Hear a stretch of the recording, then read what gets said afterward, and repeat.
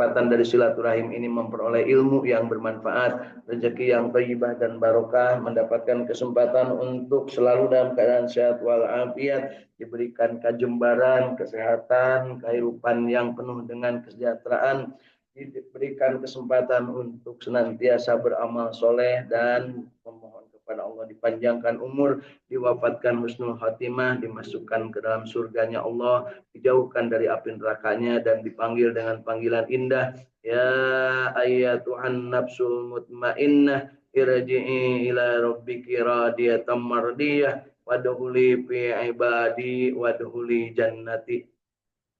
Mudah-mudahan kita dimasukkan ke dalam surganya, dijauhkan dari api nerakanya. Allahumma sholli ala sayyidina Muhammad wa ala ali sayyidina Muhammad.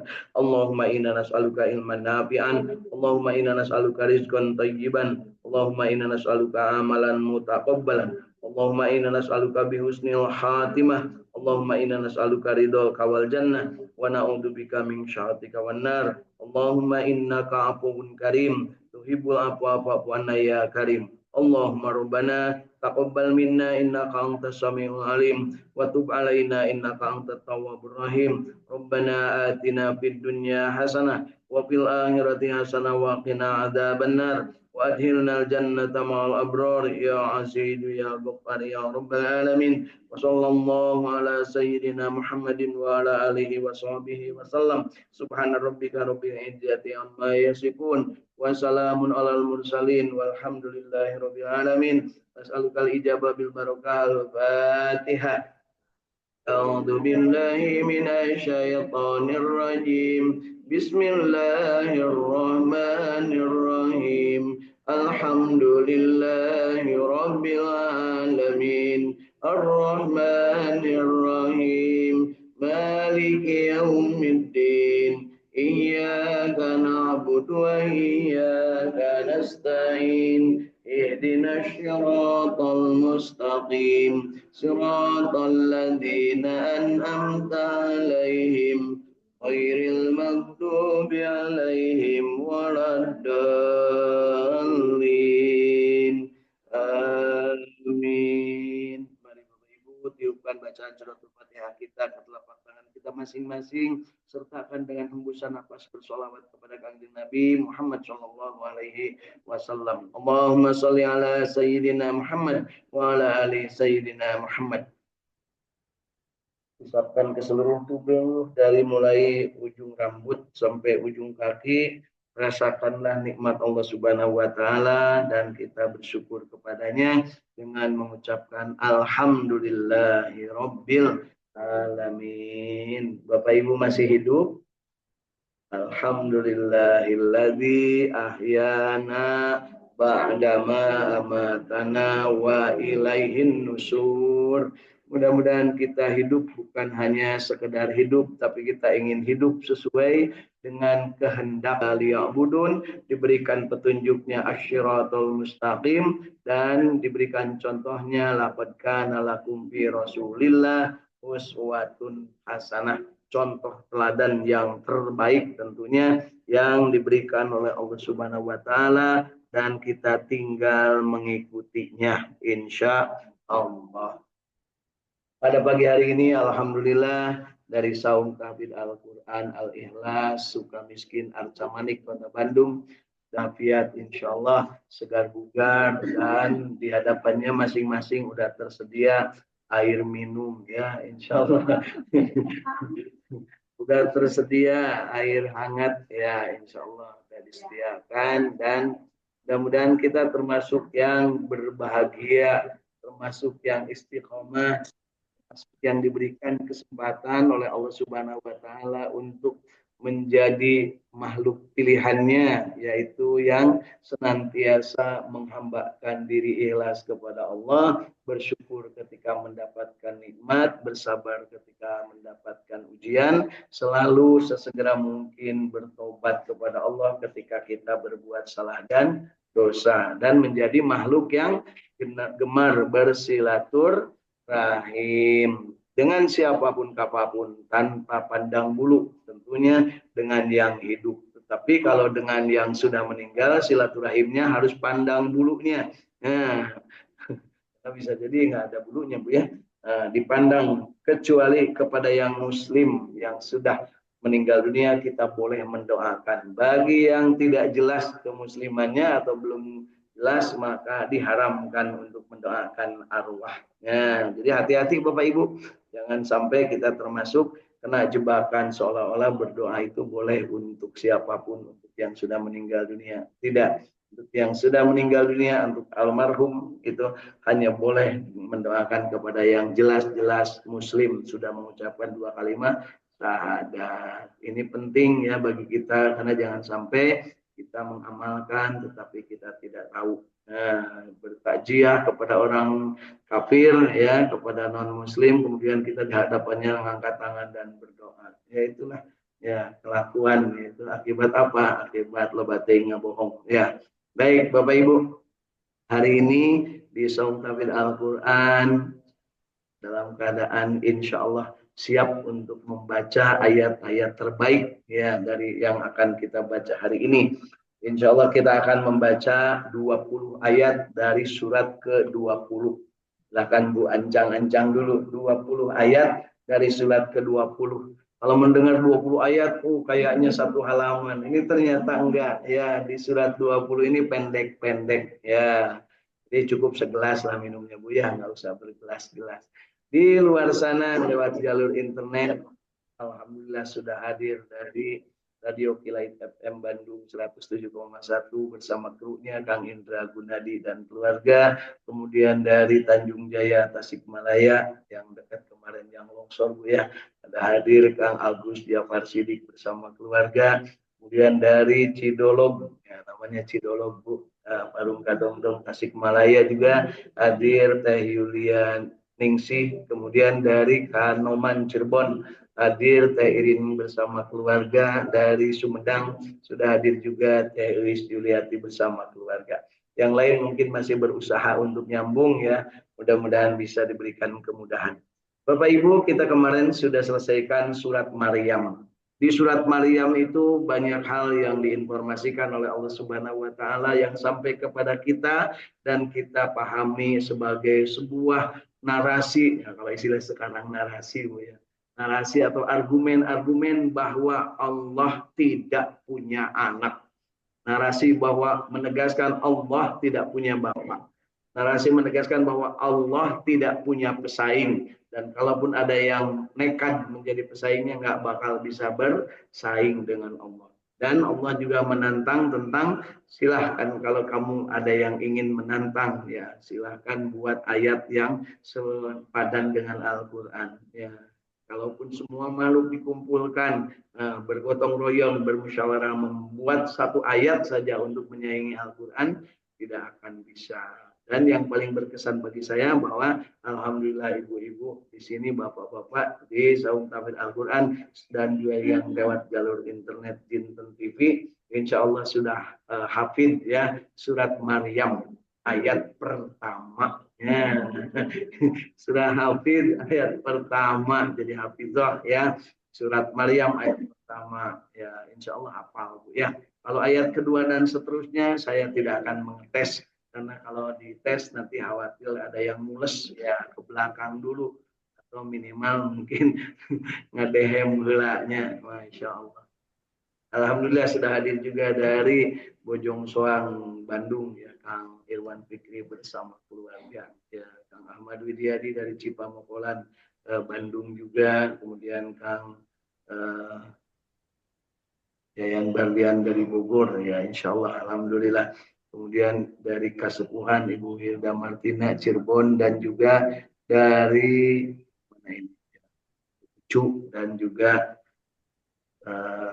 Ibu Eliana Wati, Masya Allah. Mudah-mudahan kita termasuk yang diberikan kemudahan untuk bisa connect dan kita bersama-sama bahagia istiqamah berjamaah baca Quran dan yuk kita tekadkan dari dalam qalbu. Raditu billahi robba wabil islami dina wabi Muhammadin nabiyya wa rasulah Rabbi zidni ilma warjukni fahma amin. Pak katanya kalau baca Quran tiap hari, tiap habis subuh itu ngikutin siapa? Ngikutin Rasulullah. Bapak Ibu, Rasulullah itu seluruh apa namanya kehidupannya tidak ada yang keluar dari Al-Qur'an. Di beliau diantaranya yang paling terkenal adalah setelah sholat witir, ya setelah tahajud dan witir, menunggu sholat subuh, beliau itu membaca 50 ayat. Ibu-ibu tadi berapa ayat?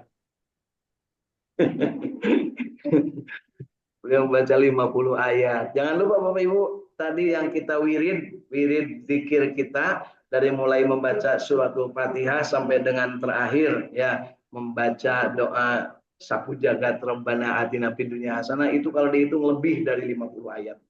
Jadi Bapak Ibu kalau menunggu azan subuh, setelahnya selesai sholat witir, silahkan sambil ngunyem ya, sambil makan minum, baca dari mulai Al-Fatihah ditambah 7 surat berikutnya, ditambah dengan bacaan-bacaan kita, wirid zikir sahabat Cinten, itu saya pakainya wirid zikir sahabat Cinten, dipilih dari sekian banyak yang selama ini banyak diwiridkan, karena kalau semua nanti khawatir mabok gitu ya, nggak apa, ditambah dengan wal asri inna alqoina, ditambah dengan alam taro, ditambah dengan 7 ayat dari surat Al-Isra ayat 130 sampai 130 sampai 136, insya Allah itu lebih dari 50 ayat. Jadi silahkan dimanfaatkan Bapak Ibu ya kesempatannya, 50 ayat dibaca ya, sambil gendong anak boleh, sambil gendong cucu boleh, sambil gendong bapaknya jangan, batal Bu ya. Yuk kita lanjutkan bacaan kita surat Toha mulai ayat ke-1 sampai ayat ke-20. Ini sebagai prolog ayat Toha di ayat-ayat awal dari ayat 1 sampai 8 itu penegasan tentang ketauhidan, bahwa Allah Maha Esa, bahwa Allah Maha Kuasa, bahwa Allah Maha segala-galanya. Dan di surat Toha ini kita mendapati informasi tentang kisah Nabi Musa alaihi salam. Kemudian mari kita nikmati membaca, kemudian memahami, kemudian kita pada saatnya mengamalkan, dan tentunya di saatnya kita juga mampu untuk menikmati bacaan dan amalan, serta mampu menyebarluaskan kepada yang lain. Ini penting menyebarluaskan, karena apa? Jangan sampai kita merasa canggung untuk berbuat yang terbaik, berbuat untuk mendakwahkan. Bisa dengan lisan kita sendiri, bisa dengan hanya follow, ataupun bisa dengan cara share to others, ya, membagikan, atau kita merekam orang yang sedang ngaji atau orang yang sedang berbicara, kemudian kita sebarkan kepada yang lain. Banyak pola, banyak metode yang bisa dilakukan untuk kita berkiprah dalam dakwah. Bisa jadi dakwah bil hal, masing-masing dengan perbuatan, bisa dengan bil lisan, dengan lisan, bisa dengan bil qalbi, tidak membiarkan atau tidak menghendaki sesuatu yang tidak baik dalam kalbu saja, ataupun bil mal dengan harta kita, ataupun dengan bersenjata, berjihad ya, dibolehkan. Nah, baik Bapak Ibu, yuk kita awali dengan membaca surat Toha mulai ayat pertama. A'udzu billahi minasy syaithanir rajim.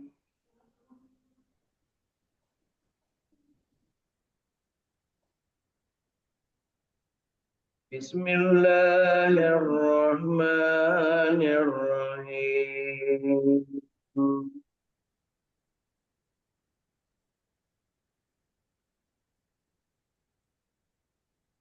Oh, أنزلنا عليك القرآن لتشقى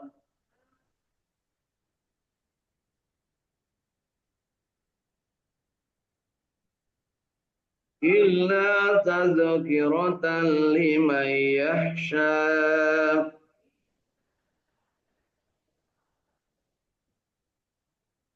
تنزيلا ممن خلق الأرض والسماوات العلى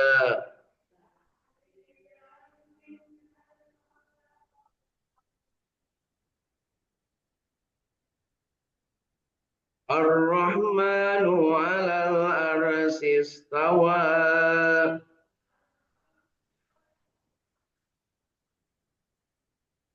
Lahu ma fis samawati wa ma fil ardi wa ma bainahuma wa ma tahta as-sara.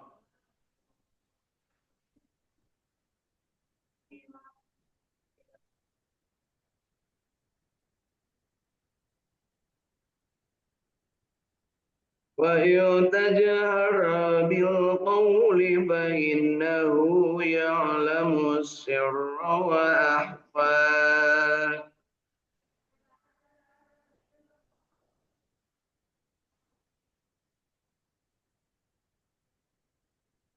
الله لا إله إلا هو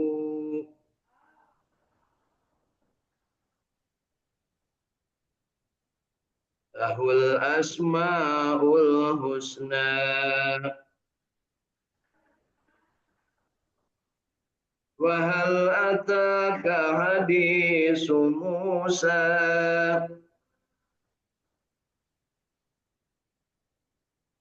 إذ رأى نارا فقال لأهلهم كثوا إني آنست نارا لعلي آتيكم منها بقبس أو أجد على النار.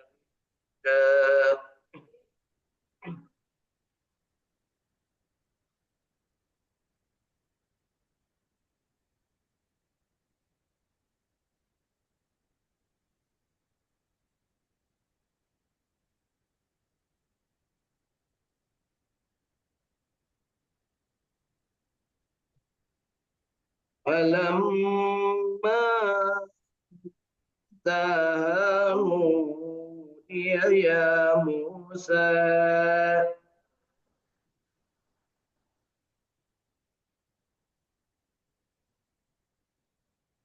إني أنا ربك فاخلع نعليك إنك بالوالد المقدس طوى.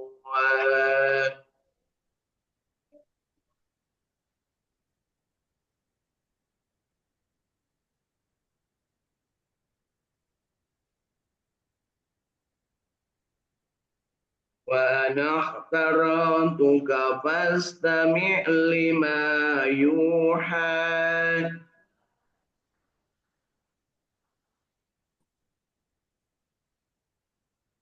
إنني أنا الله لا إله إلا أنا فاعبدني وأقم الصلاة لذكري.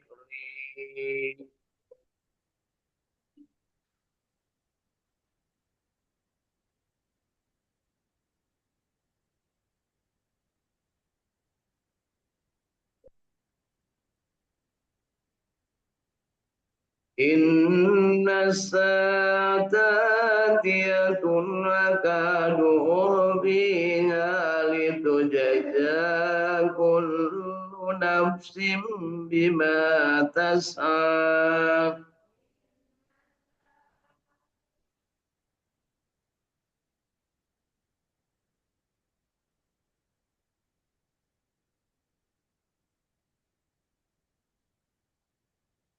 فلا يصدنك عنها من لا يؤمن بها واتبع هواه فتردى.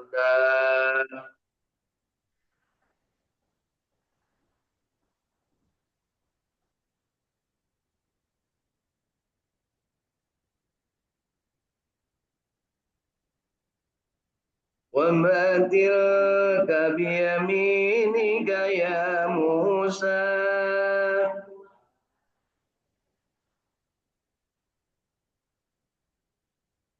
قال هي عصاي أتوكأ عليها وأهص بها على غنمي ولي فيها مآرب أخرى.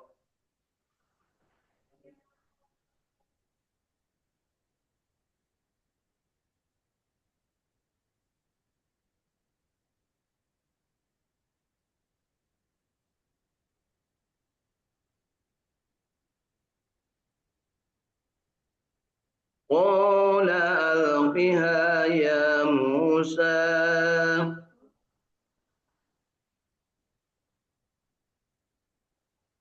فألقاها فإذا هي حية تسعى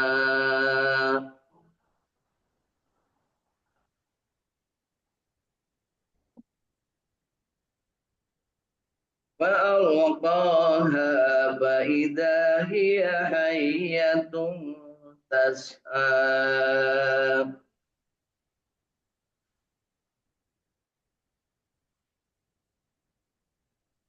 صدق الله العظيم.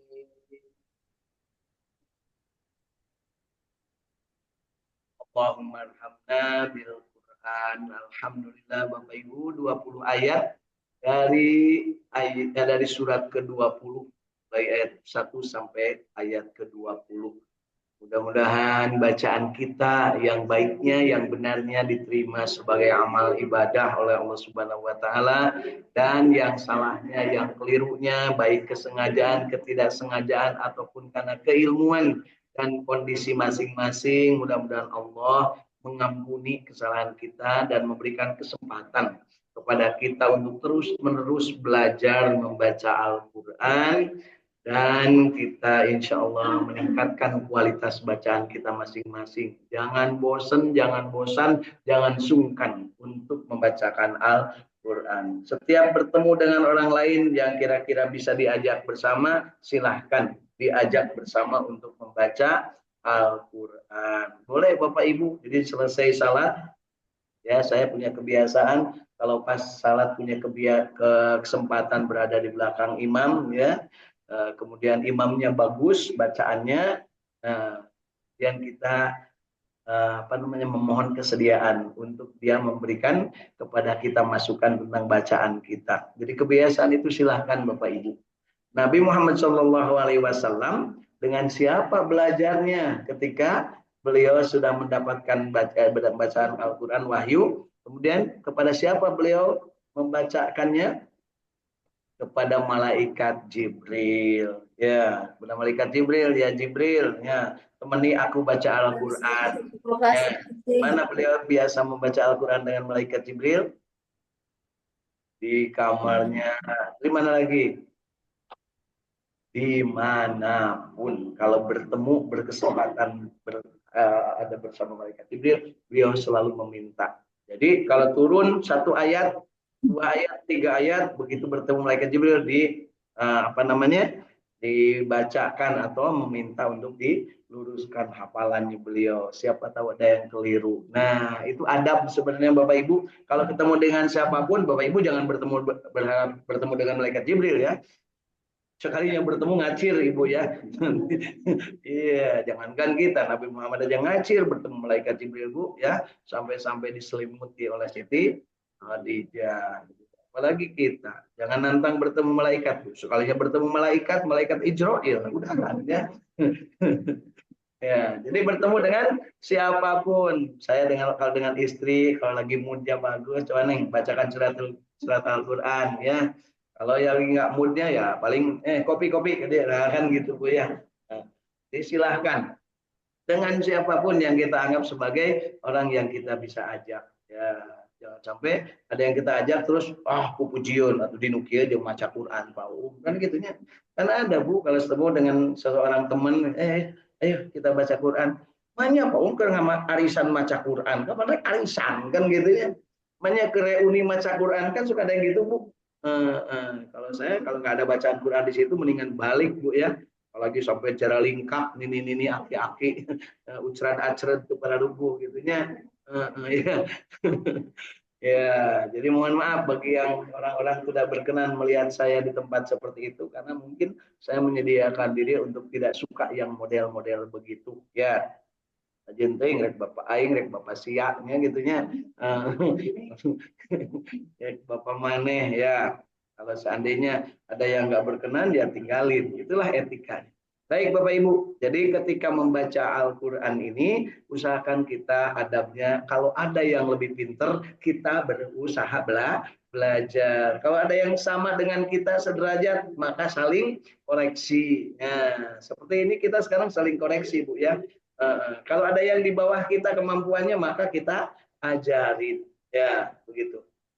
Nabi Muhammad SAW paling sering kalau membaca Al-Quran dengan malaikat Jibril adalah di yang namanya tempat Sajarwan. Ya, Sajarwan itu adalah ini Ka'bah ya Bu, ibaratnya ini Ka'bah. Kemudian di sini Hajar Aswad. Nah, di sini pintu Ka'bah. Nah, antara Hajar Aswad dengan pintu Ka'bah namanya multajam. Nah, tempat yang mustajab untuk berdoa. Iya, anggap aja nanti Ibu kalau ke sana Bu ya.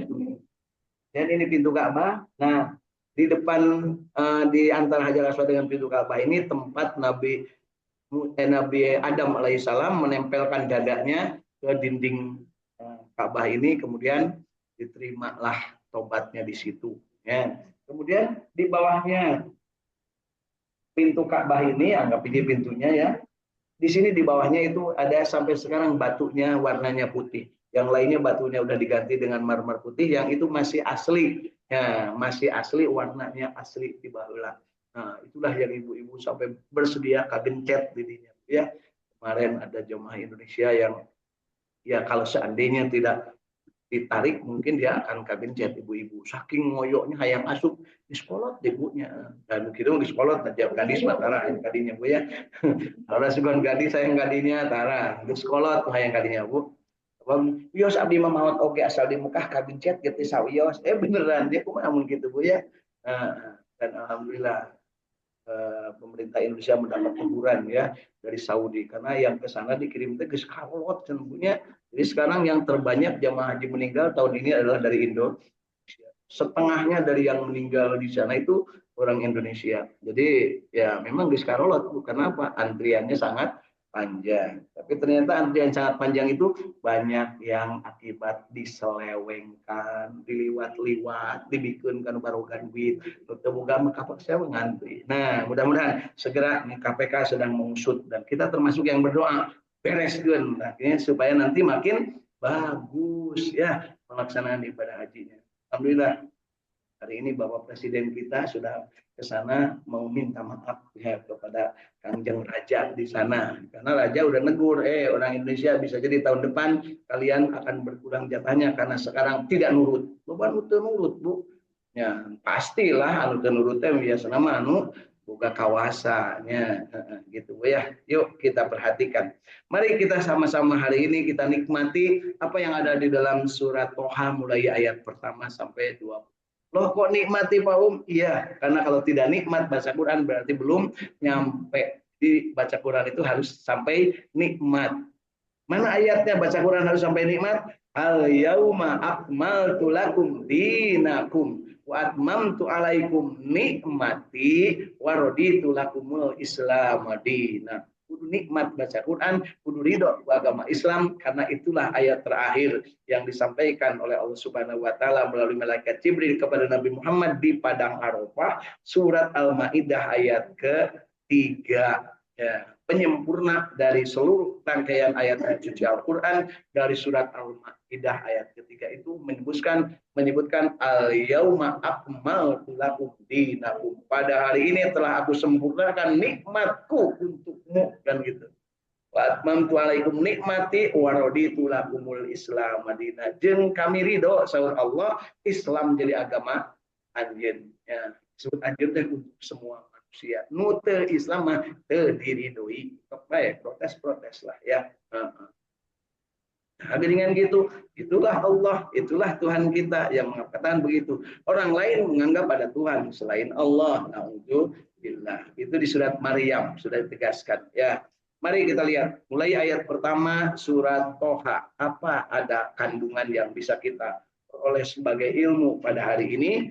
Mari kita lihat. Toha. Kami tidak menurunkan Al-Quran ini kepadamu agar engkau menjadi susah. Jadi Al-Quran itu bukan untuk menjadi susah. Jadi ibu bapak lamun diajar Quran terus rasa susah, berarti gancang istighfar. Ya.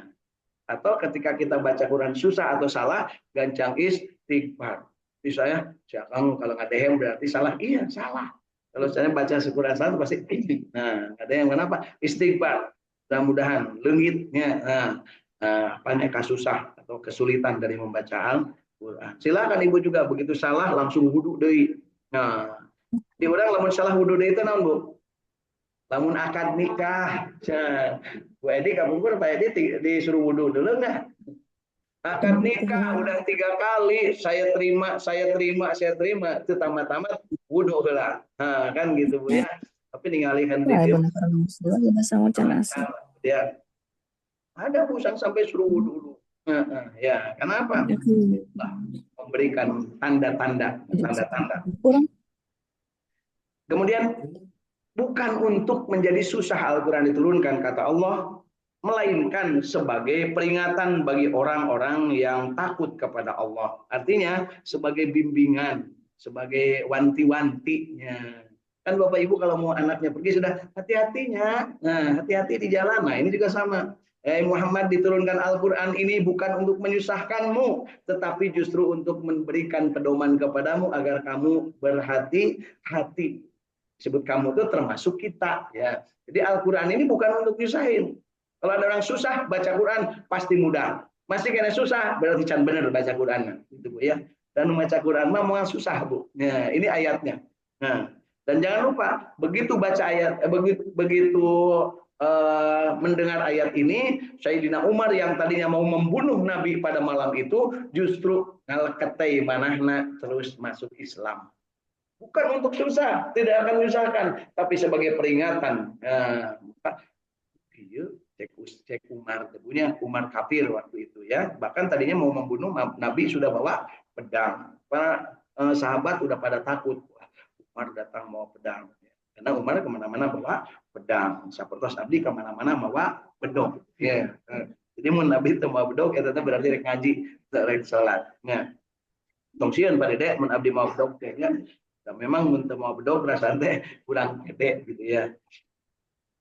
Kemudian diturunkan dari Allah yang menciptakan bumi dan langit yang tinggi. Jadi yang menurunkannya itu Allah yang menciptakan bumi langit yang tinggi, yaitu yang Maha Pengasih, yang bersemayam di atas ars. Ya. Kemudian milik Allah lah apa yang ada di langit dan apa yang ada di bumi, apa yang ada di antara keduanya, dan apa yang ada di bawah tanah. Jadi Bapak Ibu, kudu regreg hirup teh mendengar ayat ini. Semua milik Allah. Urang teu boga naon, teu naon, da urang oge milik Allah. Masuk aya kitu, Bu. Ieu mah teu naon-naon, teu boga naon, ngaju. Ngutang kalau teuing ka rentenir, Bang Emok ya Bu ya. Ya. Bang keliling. Dia lupa bahwa semuanya adalah milik Allah. Dan jika engkau mengeraskan ucapanmu, sungguh Allah mengetahui rahasia yang lebih tersembunyi. Jadi kalau kita berdoa keras, boleh saja, tidak dilarang berdoa keras. Contoh di Padang Arafah itu berdoanya harus keras. Rabbana dolamna anfusana wa illam taghfir lana wa tarhamna lanakunanna minal khasirin. Keras dan kudu katingali kelek. Ya, gitu. Nanti kalau di Padang Arafah itu ulah sing tarik Bu. Nah, tapi jangan lupa Allah itu mengetahui apa yang ada di dalam kalbu, ya, yang bergetar di dalam hati. Jadi itu minta ya lima ma fisyudur akhrijna ya Allah minadulumat ilan nur. Itu teh doa haji Bu yang ingin mabrur. Walau maj'alna hajjan wa umratan mabrur wa sa'yan maskur wa danban maghfur wa amalan solihan maqbul wa tijaratan lang tabur ya alima ma fisyudur akhrijna ya Allah minadulumati lan. Itu doa Bu. Insyaallah Bu Edi apalnya itu. Kalau nggak apal nanti hati-hati ditanya sama Bu Ija. Bu, cingkan doaan tadi apa nanti? Saudi ibu teh, saya mau nggak pernah berdoa keras-keras pelan aja. Tapi lawan kita teh cirina teh apal Bu. Apa-apa. Dan memang saya juga tahu jamaah haji tidak semuanya balik ke Indonesia apa doa diucapkan di situ. Kalau di mana menoro wecok Bu. Nah, ditanya itu tadi Bu. Jangan naon-naon geus ngomongkeun batur berarti teu apal karena doa anu tadi ya lima ma bisyudur akhrijna ya Allah minad dulumatil nur. Karena Allah mengetahui apa yang tersembunyi di dalam dada, artinya di dalam hatimu. Allah itu tahu ya Bu ya. Malaikat tahu enggak? Enggak. kecuali Allah yang tahu. Nah, gitu. Jadi jangan kira malaikat itu tahu segalanya tentang kita. Enggak, malaikat kalau tidak disuruh oleh Allah tidak akan tahu. Ya. Apalagi tetangga, apalagi suami, apalagi istri. Bohong lamun istri, saya tahu hati suamiku, bohong itu istri paling bohong. Apalagi kalau laki-laki, aku tahu isi hatimu. Wah itu teh bohong Bu, putus itu mun boga kabogo siga gitu Bu. Aku tahu isi hatimu. Itu teh berarti bohong, tanang ngaji nu gitu teh Bu. Ah, iya. Oh itu mah karena gaulnya udah lama gitu. Kalau bapaknya main pelehe, berarti geus diajak kuliner gitu. Ya. Nah, ada yang membantah. Ya nggak apa-apa memang begitu. Tapi kalau tahu bahwa bapak mau kawin lagi kan itu nggak tahu. Ya, alhamdulillah, syukur istri saya nggak tahu bahwa saya mau kawin lagi gitu ya. Karena jadi sampai sekarang aman-aman aja di rumah gitu ya. Emang nggak mau kata Pak Dede, lamun nggak mau berarti itu normal ya laki itu Bu. Ya, saya yang bilang itu normal gitu ya. Kamu nu teu boga mah, kamu nu kahayang mah, ya gitu ya. Ini sudah ditepikeun. Ya. Dialah Allah, tidak ada Tuhan melainkan Allah yang mempunyai nama-nama yang baik. Dan jika engkau mengeraskan suaramu, sungguh Allah mengetahui rahasia yang ada di dalam, yang lebih lembut lagi yang tersembunyi. Dan dialah yang tiada Tuhan selain Allah yang mempunyai nama-nama yang indah. Itulah Asmaul Husna. Kalau lagi baca Al-Masul nanti sing regepkeun kana diri kita. Ya Allah, ya Rahman, kan gitu Bu ya. Nyesokeun bengke Bu, ieu mah contoh nya. Dan apabila telah sampai kepadamu kisah tentang Nabi Musa. Jadi ayat 1 sampai ayat ke-8 dari surat Toha ini adalah tauhid.